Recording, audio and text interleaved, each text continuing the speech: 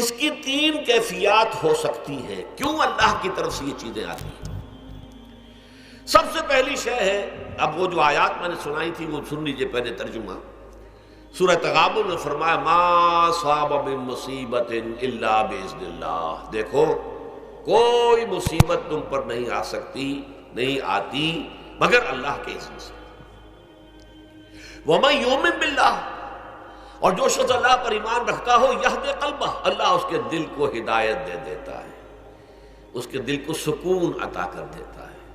وہ راضی برضائے رب ہو جاتا ہے، اس میں شکوہ نہیں رہتا، اس میں شکایت نہیں ہوتی، اس میں تلخی نہیں ہوتی. کیوں ہو گیا، کیسے ہو گیا، کیوں ہو گیا، نہیں ہونا چاہیے، نہیں دیتے. یہ سارا جو پیچ آدمی کھاتا رہتا ہے نا اندر ہی اندر، وہ جو پیچ کھا رہا ہے یہ سب پیچ سے نجات نہیں گئی.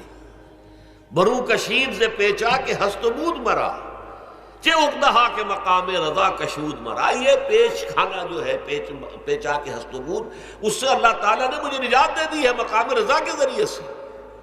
کتنے بڑے بڑے عقدے میرے حل ہو گئے اس مقام رضا سے. چے اقدہا کہ مقام رضا کشود میرا، میرے تو بہت سے عقدے اس سے حل ہو گئے. اس حوالے سے ایک موٹی بات تو یہ ہو گئی، لیکن اب اس کو تین حصوں میں تقسیم کیجیے. پہلی بات یہ کہ یہ اللہ کی طرف سے آزمائش کے طور پر آتی ہے. آزمائش، میرا بندہ اس پر صبر کرتا ہے یا نہیں، یا میرے خلاف بکواس کرنے پر آمادہ ہو جاتا ہے.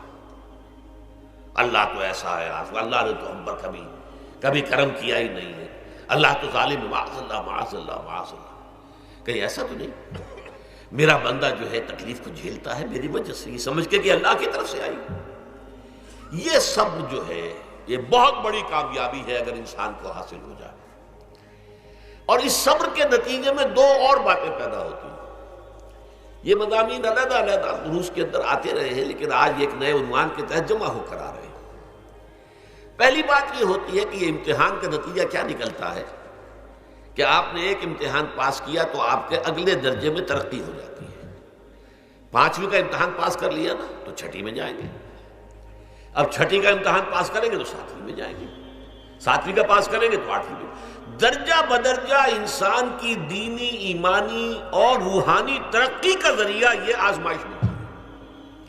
جتنا اس میں صبر ہوگا، جتنا اس میں تسلیم و رضا جو ہے آپ حاصل کرتے جائیں گے تو آپ کے درجے بلند ہوتے چلے جائیں گے. آپ کا امتحان کڑے سے کڑا آئے گا، بڑے سے بڑا آئے گا، مشکل سے مشکل تر آئے گا. ایک وقت میں ایم اے کا امتحان بھی آپ کو دینا ہوگا. ایک وقت میں ہو سکتا ہے پی ایچ ڈی کے لیے تھیسس آپ لکھیں، پھر اس کے اوپر جو ہے ٹیم بیٹھی ہوئی اور آپ سے وہ بحث کرے، جرا کرے آپ سے، وہ بھی کرنا ہوگا. لیکن یہ کہ اگر پرائمری ہی میں فیل ہو گئے تو اس کا سوال ہی پیدا نہیں ہوتا کہ کبھی آپ ایم اے کا یا پی ایچ ڈی کا تھیسس بھی لکھیں. اور اسی کو دوسرے انداز میں کہا گیا ہے قرآن مجید میں وَلِيُبْلِيَ الْمُؤْمِنِينَ مِنْهُ بَلَاءً حَسَنًا. اصل میں ابلا کہتے ہیں، بلا یبلو جو ہے عربی زبان میں آتا ہے آزمانا. خلق الموت والحیات لیبلوکم ایکم احسن عملا. یہی معنی ابتلا کے میں، ابتلا یبتلی آزمانا.